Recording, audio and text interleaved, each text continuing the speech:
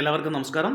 Market റിപ്പോർട്ടിലേക്ക് എല്ലാവർക്കും സ്വാഗതം. ഞാൻ പ്രതീഷ്. ശരിക്കും നമ്മൾ ബഡ്ജറ്റിന്റെ സമയത്താണെന്ന് തോന്നുന്നു അവസാനം ആ വീഡിയോ ചെയ്തത്. അപ്പോൾ അതിനുശേഷം ശക്തമായ ക്രാഷ് മാർക്കറ്റ് താഴേക്ക് ഉണ്ടാവും എന്നൊക്കെയാണ് പലരും പ്രതീക്ഷിച്ചത്. പക്ഷേ അതൊന്നുമല്ല സംഭവിച്ചത്. മാർക്കറ്റ് ആരും പ്രതീക്ഷിക്കാത്ത രീതിയിൽ വളരെ രസകരമായിട്ട് തന്നെ മുകളിലേക്ക് കയറി പോകുന്നതാണ് കാണുവാൻ സാധിച്ചത്. ശരിക്കും മാർക്കറ്റ് ഒരു 24,500 എന്ന റേഞ്ചിനടുത്തേക്കൊക്കെ വരുമ്പോൾ തന്നെ ഏറെക്കുറെ ഒരു ക്രാഷ് ഉണ്ടാവാനുള്ള സാധ്യതയുണ്ട് എന്ന് പലരും പ്രതീക്ഷിച്ചുവെങ്കിലും എല്ലാവരെയും അത്ഭുതപ്പെടുത്തിക്കൊണ്ട് 25,000 എന്ന ഒരു പ്രധാനപ്പെട്ട ഒരു മാന്ത്രിക സംഖ്യയിലേക്ക് നമ്മളുടെ മാർക്കറ്റ് പോകുന്നതായിട്ട് കാണുവാൻ സാധിച്ചു. നിങ്ങളൊന്ന് ആലോചിച്ച് നോക്കൂ, ഒരു വർഷം മുന്നേ ആരെങ്കിലും പ്രതീക്ഷിച്ചിരുന്നോ 25,000 മാർക്കറ്റ് ഇത്ര വേഗം കടന്നു വരുമെന്ന്? ഒരിക്കലുമില്ല. മാർക്കറ്റ് എവിടെ നിന്ന മാർക്കറ്റാണ്? 25,000 മാർക്കറ്റ് എന്ന് വരുമെന്നാണ് നമ്മൾ ഉദ്ദേശിച്ചത്. പക്ഷേ ഒരു 2-3 കൊല്ലത്തിന് ശേഷം വരാം എന്ന രീതിയിലാണ് പലരും ചിന്തിച്ചതെങ്കിൽ പെട്ടെന്ന് തന്നെ കണ്ണടച്ച് തുറക്കുന്നതിന് മുന്നേ തന്നെ 25,000 ബ്രേക്ക് ചെയ്ത് മാർക്കറ്റ് മുകളിൽ പോകുന്ന ഒരു അവസ്ഥയാണ് നമ്മൾ കണ്ടത്. അപ്പോൾ ഒരുപാട് കാര്യങ്ങൾ ഇപ്പോൾ നിലവിലുള്ള അവസ്ഥ എടുത്ത് പറയുകയാണെങ്കിൽ ഒരുപാട് കാര്യങ്ങൾ നിലനിൽക്കുന്നുണ്ട്. ശരിക്കും ഒരു നെഗറ്റീവായിട്ടുള്ള രീതിയാണ് ഗ്ലോബൽ മാർക്കറ്റിൽ നിലനിൽക്കുന്നത് നമുക്ക് പറയാൻ സാധിക്കും. കാരണം അമേരിക്കയിൽ സാമ്പത്തിക പ്രതിസന്ധിയും വിഷയങ്ങളൊക്കെ ഉണ്ടാവാനുള്ള സാധ്യതയുണ്ട് എന്ന ഒരു തോന്നൽ ആളുകളിലേക്കൊക്കെ വന്നു തുടങ്ങിയിരിക്കുന്നു. പ്രത്യേകിച്ച് ഇന്നലെ വന്നിരുന്ന ജോബ് ഡേറ്റയൊക്കെ വളരെ മോശപ്പെട്ട ജോബ് ഡേറ്റയായിരുന്നു.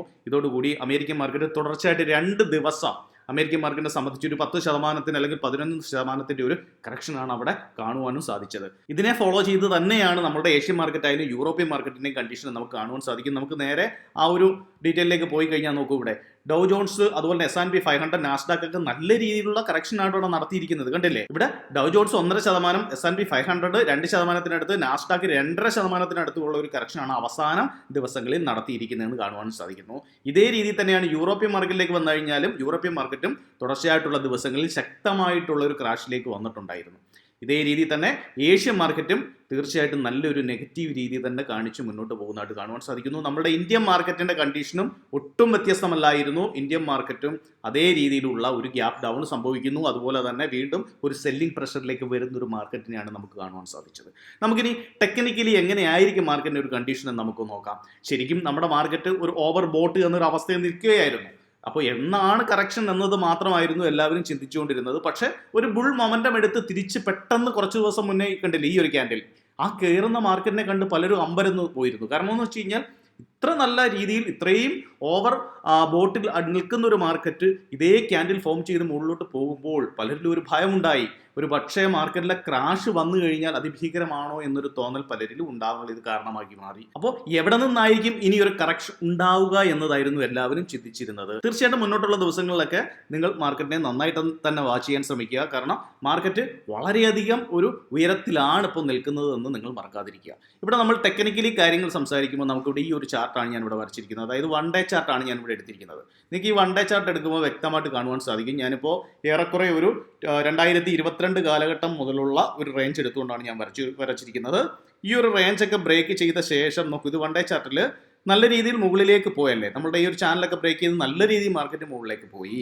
ഇനി നമുക്ക് നോക്കാൻ പറ്റുന്ന ഒരു റേഞ്ച് എന്ന് പറഞ്ഞാൽ ശരിക്കും പറയുകയാണെങ്കിൽ താഴേക്ക് മാർക്കറ്റ് വരുന്ന സമയത്ത് 24,300 എന്ന ഈ ഒരു റേഞ്ച് ശരിക്കും നമുക്ക് വാച്ച് ചെയ്യാവുന്നതാണ്. 24,300 എന്ന റേഞ്ച് വാച്ച് ചെയ്യാം. 24,300 എന്ന റേഞ്ചും ബ്രേക്ക് ചെയ്ത് താഴേക്ക് മാർക്കറ്റ് വന്നു കഴിഞ്ഞാൽ പിന്നെ നമുക്ക് ഏതൊരു റേഞ്ച് ആയിരിക്കും വാച്ച് ചെയ്യാൻ സാധിക്കുക?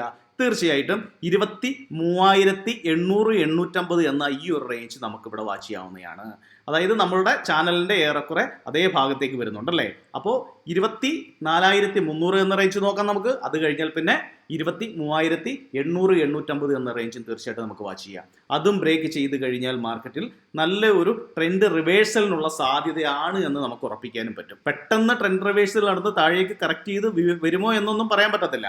ഒരു പക്ഷേ ഇനി ഒരു കൺസോൾട്ടേഷനിലോട്ട് പോകാനുള്ള സാധ്യതയുണ്ട്. പക്ഷേ കൺസോൾട്ടേഷനിൽ പോകണമെങ്കിൽ അത് ഏതൊരു റേഞ്ചിൽ വന്ന് നിന്ന ശേഷമാണ് കൺസോൾട്ടേഷനിലോട്ട് പോകുന്നത് എന്നതാണ് ഒരു മില്യൺ ക്വസ്റ്റ്യൻ എന്ന് പറയുന്നത്. ഒരു പക്ഷേ ഇവിടുന്ന് മാർക്കറ്റ് താഴേക്ക് വന്ന ശേഷം ഈ ഒരു ഭാഗത്ത് നിന്നും ഒരു റീട്രേസ് എടുത്ത് മുകളിലേക്ക് പോവുകയാണോ? ഇനി അതല്ല, നമ്മൾ നേരത്തെ പറഞ്ഞതുപോലെ ഇവിടെ നിന്ന് മാർക്കറ്റ് താഴേക്ക് കറക്റ്റ് ചെയ്ത ശേഷം നമ്മൾ പറഞ്ഞിരുന്ന 23,850 വന്നാണോ റീട്രേസ് എടുക്കുന്നതെന്ന് നമുക്ക് നോക്കാം. ഇനി അതല്ല, ഇവിടെ നിന്നും ഒരു കൺസോൾട്ടേഷനിലോട്ട് മാർക്കറ്റ് നീങ്ങുകയാണോ ഇനി താഴേക്ക് വന്ന ശേഷം എന്നതും തീർച്ചയായിട്ടും നിങ്ങൾക്ക് വാച്ച് ചെയ്യാവുന്നതാണ്. നമ്മൾ പ്രത്യേകം ശ്രദ്ധിക്കേണ്ട കേസ് ഞാൻ നേരത്തെ പറഞ്ഞിരുന്നത് 23,800 എന്ന ഈ ഒരു റേഞ്ച് ഒക്കെ ബ്രേക്ക് ചെയ്ത് കഴിഞ്ഞാൽ മാർക്കറ്റിൽ നല്ല രീതിയിലുള്ള ഒരു കറക്ഷന് സാധ്യത കൂടുതലാണ്. പിന്നെ എന്ന് പറയാൻ നമുക്ക് നോക്കൂ, ഈ ഒരു ഏരിയ മാത്രമേ ഉള്ളൂ 22,700 എന്ന റേഞ്ചും.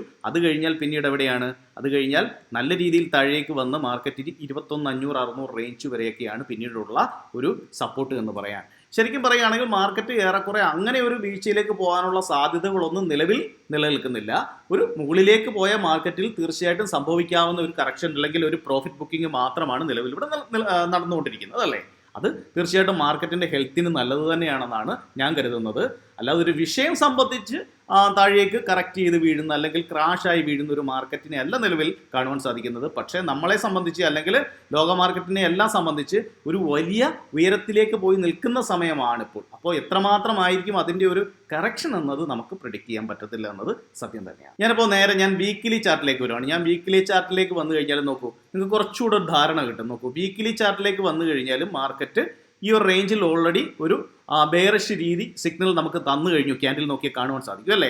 അതിനുശേഷം മാർക്കറ്റ് താഴേക്ക് വരുന്നത് വളരെ പ്രധാനപ്പെട്ട നമ്മളുടെ ഈ ഒരു ചാനലിൻ്റെ അടുത്തേക്കാണ്. നിങ്ങൾക്ക് വളരെ ക്ലിയർ ആയിട്ട് കാണുവാൻ സാധിക്കുന്നുണ്ട്. എവിടെയാണത്? 23,800 എന്ന ഈ ഒരു റേഞ്ചിലേക്കാണെന്ന് കാണുവാൻ സാധിക്കും. അപ്പോൾ അവിടേക്ക് വരുമോ എന്ന് തീർച്ചയായിട്ടും നമുക്ക് വാച്ച് ചെയ്യാവുന്നതാണ്. നേരെ നമുക്കിനി ബാങ്ക് നിഫ്റ്റിയുടെ കേസിലേക്ക് പോയാലോ? ബാങ്ക് നിഫ്റ്റിയുടെ കേസിലേക്ക് പോയാലും ഏറെക്കുറെ തന്നെ നിഫ്റ്റിയെ പോലെ തന്നെ ബാങ്ക് നിഫ്റ്റിയിലും ഒരു ബെയറിഷ് രീതി കണ്ടു തുടങ്ങിയിട്ടുണ്ട്. ബാങ്ക് നിഫ്റ്റി ഇടയ്ക്ക് ഒരു ബുള്ളിഷ് തിരിച്ചു പിടിച്ചുവെങ്കിലും വീണ്ടും പഴയ രീതിയിലേക്ക് തന്നെ വരുന്നതായിട്ട് കാണുവാൻ സാധിക്കുന്നു. വീക്കിലി ചാർട്ട് എടുത്തു കഴിഞ്ഞാൽ നിങ്ങൾക്ക് കുറച്ചുകൂടെ ഒരു ധാരണ കിട്ടും ബാങ്ക് നിഫ്റ്റിയെ സംബന്ധിച്ച്. പ്രധാനപ്പെട്ട ഈ ഒരു റേഞ്ചിലാണ് ബാങ്ക് നിഫ്റ്റി നിൽക്കുന്നതെന്ന് കാണുവാൻ സാധിക്കും. പക്ഷേ ക്യാൻഡിൽ കഥ പറയുന്നത് അത് അത്ര സ്ട്രെങ്ത് ഇല്ലാത്ത ഒരു ക്യാൻഡിലാണ് എന്ന് നിങ്ങൾക്ക് ഇവിടെ കാണുവാൻ സാധിക്കുന്നുണ്ട്. നല്ല രീതിയിലുള്ള ബെയറിഷ് തലേദിവസം വന്നിരുന്നു. അതിനുശേഷവും മാർക്കറ്റ് മുകളിലേക്ക് പോകാൻ ശ്രമിച്ചുവെങ്കിലും സെല്ല് ചെയ്ത് താഴേക്ക് ഇടുന്ന ഒരു മാർക്കറ്റിനെയാണ് കാണുവാൻ സാധിച്ചത്. നിലവിലുള്ള ആ ഒരു മാർക്കറ്റിന്റെ കണ്ടീഷൻ കാര്യമൊക്കെ എടുത്തു നോക്കുമ്പോൾ തീർച്ചയായിട്ടും ഇവിടെ ബ്രേക്ക് ചെയ്യാനുള്ള സാധ്യതയും കൂടുതലാണ്. അപ്പോൾ ബാങ്ക് നിഫ്റ്റിയിലും ഒരു ബെയറിഷ്നെസ് കാണുന്നു. നമുക്കിനി നിഫ്റ്റി മിഡ് ക്യാപ്പിന്റെ കേസിലേക്ക് എടുത്തു പറഞ്ഞാലും ഏറെക്കുറെ നോക്കും, നിഫ്റ്റി മിഡ് ക്യാപ്പും നല്ലൊരു കറക്ഷനിലേക്ക് തന്നെയാണ് വന്നുകൊണ്ടിരിക്കുന്നത്. അതും തീർച്ചയായിട്ടും ശ്രദ്ധിക്കാവുന്നതാണ്. ഇനി നേരെ നമുക്ക് സ്മോൾ ക്യാപ്പിന്റെ അവസ്ഥ പറഞ്ഞാലും അതും ബെയറിഷിലേക്ക് വന്നിരിക്കുന്നു. ഇനി നമുക്ക് മറ്റു കാര്യങ്ങൾ കൂടി കുറച്ചുകൂടി മനസ്സിലാക്കേണ്ടിയിരിക്കുന്നു. US ഡോളറിനെതിരെ ഇന്ത്യൻ റുപ്പീസിന്റെ ഒരു സ്ട്രെങ്ത് എങ്ങനെയാണെന്ന് മനസ്സിലാക്കേണ്ടിയിരിക്കുന്നു. തീർച്ചയായിട്ടും ഇവിടെ നോക്കൂ, US ഡോളറിനെതിരെ ഇന്ത്യൻ റുപ്പീസിന്റെ സ്ട്രെങ്ത് കുറഞ്ഞിരിക്കുന്നു. അതായത് 83.77 എന്ന അവസ്ഥയിലാണ് ഇപ്പോൾ നിലനിൽക്കുന്നത്. അതായത് US ഡോളറിന്റെ പവർ ഇവിടെ കൂടിയിരിക്കുന്നതായിട്ടും കാണുവാൻ സാധിക്കുന്നു. US ഡോളറിന്റെ പവർ കൂടി എന്നാൽ ഇന്ത്യൻ റുപ്പീസിന്റെ സ്ട്രെങ്ത് കുറഞ്ഞു എന്നാണ് അർത്ഥമാക്കുന്നത്. ഇവിടെ നോക്കൂ, ഈ പ്രധാനപ്പെട്ട ഒരു റേഞ്ച് ബ്രേക്ക് ചെയ്ത് മുകളിലേക്ക് പോവുകയും ചെയ്തിരിക്കുന്നു. അപ്പോൾ തീർച്ചയായിട്ടും FIS ഒക്കെ ഇന്ത്യയിൽ നിന്നും അവർ മാക്സിമം വിറ്റ് ഒഴിവാക്കി മറ്റ് സ്ഥലങ്ങളിലേക്ക് പോകാനുള്ള ഒരു ടെൻഡൻസി അവരിൽ ഉണ്ടാകുമെന്ന് നിങ്ങൾ മറക്കാതിരിക്കുക. FISന്റെ ഡീറ്റെയിൽ എടുക്കുമ്പോൾ നമുക്കത് കൂടുതൽ മനസ്സിലാകുകയും ചെയ്യും. ഇപ്പോൾ ഞാൻ വന്നിരിക്കുന്നത് ഇന്ത്യയുടെ 10 ഇയർ ഗവൺമെന്റ് ബോണ്ടിലേക്കാണ്. അവിടേക്ക് വന്നു കഴിഞ്ഞാൽ നമുക്കിവിടെ കാണുവാൻ സാധിക്കുന്നത്, നോക്കൂ, ഇവിടെ പ്രധാന റേഞ്ച് ഒക്കെ ബ്രേക്ക് ചെയ്ത് ഒരു നല്ല രീതിയിലൊരു ബുൾ മൊമെന്റം കാഴ്ചവെക്കുന്ന ബോണ്ടിന്റെ ചാർട്ടാണ് ഇവിടെ കാണുവാൻ സാധിക്കുന്നത്. അതായത് സ്റ്റോക്കിൽ നിന്നൊക്കെ ആളുകൾ സെല്ല് ചെയ്ത് ഇപ്പോൾ ഇനി കുറച്ചുകൂടെ സേഫ് എവിടെയാണ്, നമുക്ക് ബോൺസിൽ നിക്ഷേപിക്കാം എന്ന രീതിയിൽ ബോണ്ടിലേക്ക് മാറുന്നതായിട്ട് നമുക്കിവിടെ കാണുവാൻ സാധിക്കുന്നുണ്ട്. അപ്പം അത് നമ്മുടെ മാർക്കറ്റ് ബെയറിഷ് ആവാനുള്ള സാധ്യത ഉണ്ട് എന്ന രീതിയാണ് നമ്മളിവിടെ കാണിക്കുന്നത്. US ബോണ്ടിൽ എടുത്തു കഴിഞ്ഞാൽ നോക്കൂ, അത് ഗംഭീരമായിട്ട് ഉയർന്നിരിക്കുന്നു. അതായത് എല്ലാ ആളുകളും അവിടേക്ക് നിക്ഷേപിക്കാനുള്ള ഒരു തിടുക്കമാണ് കാണിക്കുന്നതെന്ന് കാണുവാൻ സാധിക്കുന്നു. തീർച്ചയായിട്ടും മാർക്കറ്റിൽ, ഗ്ലോബൽ മാർക്കറ്റിലായാലും നമ്മുടെ മാർക്കറ്റിലായാലും ഒരു ബെയറിഷ് രീതി തന്നെയാണ് നിലവിൽ നിലനിൽക്കുന്നതെന്നാണ് സത്യം. ഗോൾഡിന്റെ കേസ് എടുത്തു കഴിഞ്ഞാലും ഗോൾഡൊക്കെ നല്ല രീതിയിൽ പെട്ടെന്നാണ് തിരിച്ച് മുകളിലേക്ക് കയറിയായിട്ട് കാണുവാൻ സാധിക്കുന്നത്. അപ്പോൾ ഗോൾഡിന്റെ ഒരു റേറ്റൊക്കെ ഉയരുന്നതായിട്ട് നമുക്ക് കാണുവാൻ സാധിക്കും. നമുക്കിനി FISന്റെ ഡീറ്റെയിൽ കുറച്ചുകൂടെ ഒന്ന് വ്യക്തമായിട്ടൊന്ന് മനസ്സിലാക്കാം. നമുക്ക് നേരെ ക്യാഷ് മാർക്കറ്റിലേക്ക് വരാം. ക്യാഷ് മാർക്കറ്റിലേക്ക് നമ്മൾ വന്നു കഴിഞ്ഞാൽ നോക്കൂ, നമുക്കിവിടെ വ്യക്തമായിട്ട് കാര്യങ്ങൾ കാണുവാൻ സാധിക്കുന്നത് എന്താണ്? ക്യാഷ് മാർക്കറ്റിൽ FIS നല്ല രീതിയിൽ ഒരു സെല്ലിങ്ങിലേക്കായിരുന്നു കുറച്ച് നാളായിട്ട് പൊക്കോണ്ടിരിക്കുന്നത്. ഇടയ്ക്കൊക്കെ അവർ വന്ന് നല്ലൊരു ബൈയിങ് നടത്തും, ശരിയാണ്. എങ്കിലും ഇവിടെ നോക്കൂ, തുടർച്ചയായിട്ട് അവർ സെല്ലിങ്ങിലേക്ക് മാറിയിരിക്കുന്നതായിട്ട് നമുക്ക് കാണുവാൻ സാധിക്കുന്നു. ആകെ 2 ബൈ ഇടയ്ക്ക് വന്നുവെങ്കിലും നല്ല രീതിയിൽ കഴിഞ്ഞ ദിവസവും അവർ സെല്ല് ചെയ്തിരിക്കുന്നു.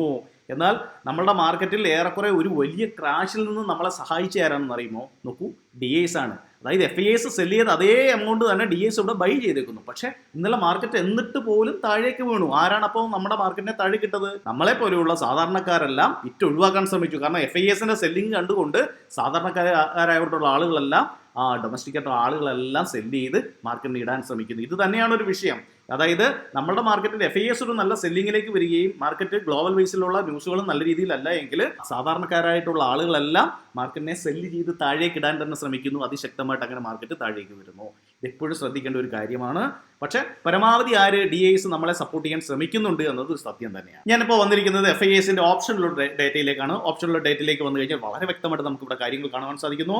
FIS ഓപ്ഷനിൽ കോൾ അവർ ബൈ ചെയ്തേക്കുന്നത് 3.69 ലാഖിനാണ് നമുക്കിവിടെ കാണുവാൻ സാധിക്കുന്നത്. നേരെ നമുക്ക് പുട്ടിന്റെ കേസിലേക്ക് വന്നാലോ, പുട്ട് അവരിവിടെ ബൈ ചെയ്തിരിക്കുന്നത് ഒരു 5 ലക്ഷത്തിനടുത്തുണ്ട് എന്ന് നമുക്കിവിടെ കാണുവാൻ സാധിക്കുന്നു. അപ്പോൾ സ്ട്രോങ് ആയിട്ടുള്ള ഒരു ബെയറിഷിലേക്ക് ഇവിടെ FIS വന്നിരിക്കുന്നതായിട്ട് നമുക്ക് കാണുവാൻ സാധിക്കുന്നു ഓപ്ഷനിൽ. അപ്പോൾ എല്ലാ ഡേറ്റകളും അനുകൂലകരമാവുമ്പോൾ ഇതും നമുക്ക് അനുകൂലകരമായിട്ട് തന്നെ നിൽക്കുന്നതായിട്ട് കാണുവാൻ സാധിക്കുന്നു. നേരെ പ്രോസിന്റെ അവസ്ഥയിലേക്ക് വന്നാലോ, പ്രോസ് ഒരു നല്ല ബെയറിഷിലേക്ക് വന്നിരിക്കുന്നു. നോക്കൂ, കാൾ അവർ സെല്ല് ചെയ്തേക്കുന്നത് ഒരു 1.5 ലക്ഷത്തിന് മുകളിലാണ് എങ്കിൽ പുട്ട് അവർ എന്താണ് ചെയ്തിരിക്കുന്നത്, ബൈ ചെയ്തേക്കുന്നത് ഒരു 67,000 സംതിങ്ങിനാണ് എന്ന് പറയാം. പക്ഷേ എങ്ങനെ വന്നാലും ഒരു ബെയറിഷിനെ സൂചിപ്പിക്കുന്ന രീതിയാണ് നമ്മുടെ മാർക്കറ്റ് നിലനിൽക്കുന്നത് കാണുവാൻ സാധിക്കും. ഇപ്പോൾ ക്ലയന്റ് എന്താണ് ചെയ്തേക്കുന്നത് നമുക്കൊന്ന് പോയി നോക്കാം. ക്ലയന്റ് ഇവിടെ കാൾ സെല്ല് ചെയ്തേക്കുന്നത് 2 ലാഖിനാണ് എങ്കിൽ പുട്ട് അവർ സെല്ല് ചെയ്തേക്കുന്നത്, അത് ബുള്ളിഷ് എന്ന രീതിയിൽ അതിഭീകരമായിട്ടാണ് ഇവിടെ ചെയ്തു വെച്ചേക്കുന്നത്. ഒരു 9 ലക്ഷത്തിന് പുറത്താണ് അവർ മാർക്കറ്റ് ബുള്ളിഷ് എന്ന രീതി ചെയ്തു വെച്ചേക്കുന്നത്. അങ്ങനെ ചെയ്യുന്ന സമയത്ത് പലപ്പോഴും ഞാൻ നിങ്ങളോട് പറഞ്ഞിട്ടുണ്ട്, ക്ലയൻസിന് എഗൻസ്റ്റ് ആയിരിക്കും പലപ്പോഴും നമ്മുടെ മാർക്കറ്റ് പോകുന്നതെന്നല്ലേ. പലപ്പോഴും FIAസും പ്രോസും ഒക്കെ എന്ത് ചെയ്യുന്നു എന്നതനുസരിച്ചാണ് കാര്യങ്ങൾ മുന്നോട്ട് പോകുന്നത്. അങ്ങനെ വരുമ്പോൾ ഇവിടെ എന്താണ് സംഭവിക്കുക, നമ്മുടെ മാർക്കറ്റിൽ ഒരു ബെയറിഷ് തന്നെയാണ് നിലനിൽക്കുന്നത്. പലപ്പോഴും പൈസ കൊണ്ട് കളയുന്ന ഈ ക്ലയൻസ് തന്നെയാണ് നമുക്ക് കാണുവാൻ സാധിക്കും. നമുക്കിനി FIAസിന്റെ ഫ്യൂച്ചറിലുള്ള ഒരു പാർട്ടിസിപ്പേഷൻ നോക്കിക്കഴിഞ്ഞ് കഴിഞ്ഞാൽ നോക്കൂ, അതിരസകരമായിട്ടുള്ള കാര്യങ്ങളാണ് ഇവിടെ കാണുവാൻ സാധിക്കുന്നത്. FIAസിന്റെ OI ഇൻഡെക്സ് ഫ്യൂച്ചറിൽ പോലും അവരുടെ ലോങ് ഇവിടെ കുറച്ചു കൊണ്ടുവരുന്നതായിട്ട് നമുക്ക് കാണാൻ സാധിക്കുന്നു. നേരത്തെ അവർ ലോങ്ങിലൊക്കെ ആയിരുന്നെങ്കിൽ പിന്നീടുള്ള ദിവസങ്ങളിലൊക്കെ നല്ല രീതിയിൽ അവർ ലോങ് കുറച്ച് കൊണ്ടുവരുന്നതായിട്ട് നമുക്കിവിടെ കാണുവാൻ സാധിക്കുന്നു. അപ്പോൾ FIAs ഒരു ബെയറിഷ് മോഡിലേക്ക് വരുന്നതായിട്ട് നമുക്കിവിടെ കാണുവാൻ സാധിക്കുന്നു. പ്രോസിന്റെ കണ്ടീഷൻ എടുത്ത് നോക്കിയാലോ, പ്രോസിന്റെ കണ്ടീഷൻ എടുത്ത് നോക്കിക്കഴിഞ്ഞാലും പ്രോസ് ഇവിടെ അവരൊരിക്കലും ലോങ്ങിനെ സപ്പോർട്ട് ചെയ്യുന്നില്ല ഇൻഡെക്സ് ഫ്യൂച്ചറിൽ നിന്ന് കാണുവാൻ സാധിക്കുന്നു. ക്ലയന്റിന്റെ കേസിലേക്ക് വന്നാലും ക്ലയന്റ് ഫ്യൂച്ചറിന്റെ കേസിൽ അവരും ബെയറിഷ് ആണെന്ന് ഇവിടെ കാണുവാനും സാധിക്കുന്നു. അപ്പോൾ ഓവറോൾ എല്ലാം നോക്കുമ്പോൾ ഡേറ്റാസ് പറയുന്നത് തീർച്ചയായിട്ടും നമ്മുടെ മാർക്കറ്റ് താഴേക്ക് വരാനുള്ള സാധ്യത വളരെ കൂടുതലാണ് എന്ന് തന്നെയാണ്. പക്ഷെ നമ്മൾ ഡേറ്റ വെച്ച് കാര്യങ്ങൾ പറയുന്നു, ടെക്നിക്കൽ അനാലിസിസ് വെച്ച് കാര്യങ്ങൾ പറയുന്നു.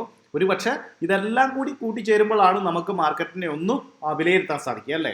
പക്ഷേ മാർക്കറ്റ് ഇതിനെല്ലാം വിപരീതമായിട്ട് പോയ സമയങ്ങൾ കൂടി ഉണ്ട് എന്ന കാര്യം നിങ്ങൾ മറക്കാതിരിക്കുക. പക്ഷേ എപ്പോഴും നമുക്ക് കുറച്ച് ഡേറ്റകൾ, നമുക്ക് കുറേ കാര്യങ്ങൾ, അതായത് 75% കാര്യങ്ങൾ നമുക്ക് അനുകൂലകരമായി നിൽക്കുകയും ഒരു 25% കാര്യങ്ങൾ നമുക്ക് എഗൻസ്റ്റായി നിൽക്കുകയും ചെയ്യുന്ന സമയത്ത് നമ്മൾ ഏറ്റവും കൂടുതൽ എവിടെയായിരിക്കും നിൽക്കുക, 75% നമ്മുടെ ഭാഗത്തുണ്ടല്ലോ എന്ന ആ ഒരു ബലത്തിൽ അവിടെയാണ് നിൽക്കുക. അപ്പോൾ ഡേറ്റകളും കാര്യങ്ങളും ഇതുപോലെ മനസ്സിലാക്കി ചെയ്തു കഴിഞ്ഞാൽ നമുക്ക് കുറച്ചുകൂടെ ബലത്തെ നമുക്ക് മാർക്കറ്റിനെ സമീപിക്കാൻ സാധിക്കും. ഞാൻ പലപ്പോഴും പറയാറുണ്ട്, എൻ്റെ പ്രീ മാർക്കറ്റ് ഡിലേ ആക്കാതെ ഞാൻ കറക്റ്റായിട്ട് ചെയ്യാമെന്ന്. പക്ഷേ എനിക്ക് പലപ്പോഴും സാധിക്കാറില്ല. ഇനി ഞാൻ അതിനുള്ള ശ്രമം തന്നെയാണ് നടത്തുന്നത് എന്നും പറയുന്നത് ഇത് തന്നെയാണ്. ഞാൻ അതുകൊണ്ടാണ് കമന്റ് ബോക്സ് പോലും ലോക്ക് ചെയ്യാറുണ്ട്. കാരണം പല ആളുകളും ഒരു പക്ഷേ അവിടെ വന്ന് ഡയലോഗ് അടിക്കുമെന്ന് എനിക്കറിയാം. കാരണം ഞാൻ വല്ലപ്പോഴും ഇടുന്ന ഒരു വീഡിയോ ആണല്ലോ. തീർച്ചയായിട്ടും ഞാൻ വീഡിയോ വല്ലപ്പോഴും ആണ് ഇടുന്നതെങ്കിലും നമ്മളുടെ ഫ്യൂച്ചർ ആൻഡ് ഓപ്ഷൻ കോഴ്സ് ഉണ്ട്. ഫ്യൂച്ചർ ആൻഡ് ഓപ്ഷൻ കോഴ്സ് നിരവധി ആളുകൾ എടുത്തിട്ടുണ്ട്. അപ്പോൾ ഇവർക്കെല്ലാം സപ്പോർട്ടും കാര്യങ്ങളെല്ലാം നമ്മൾ ഡെയിലി നൽകിക്കൊണ്ടിരിക്കുന്നുണ്ട്. അതായത് നമ്മളുടെ ടെലഗ്രാം ഗ്രൂപ്പ് വഴി നല്ല രീതിയിൽ സപ്പോർട്ട് നൽകുന്നുണ്ട്. അതുപോലെ തന്നെ കോഴ്സ് എടുക്കുന്നവർക്ക് വാട്സപ്പും ഞങ്ങളുടെ ഫോൺ നമ്പറും എല്ലാം നൽകാറുണ്ട്. അപ്പോൾ ഞങ്ങൾ കോൺടാക്റ്റും കാര്യങ്ങളും എല്ലാം ഉണ്ട്. പക്ഷേ യൂട്യൂബിൽ പൊതുവേ ഇങ്ങനെയുള്ള പ്രീ മാർക്കറ്റിലൊക്കെ വല്ലപ്പോഴുമാണ് ഇടുന്നത്. അതൊരു സത്യം തന്നെയാണ്. പക്ഷേ അത് കറക്റ്റ് ആക്കാൻ പലപ്പോഴും ശ്രമിക്കുക. ഒരുപാട് ആളുകൾ പറയുന്നുണ്ട് കറക്റ്റായിട്ട് ചെയ്തൂടെ എന്ന്. പക്ഷേ ഞാൻ പലപ്പോഴും ചെയ്യാമെന്ന് പറഞ്ഞിട്ട് അത് സാധിക്കാത്തൊരു കണ്ടീഷനിലോട്ട് പോയിട്ടുമുണ്ട്.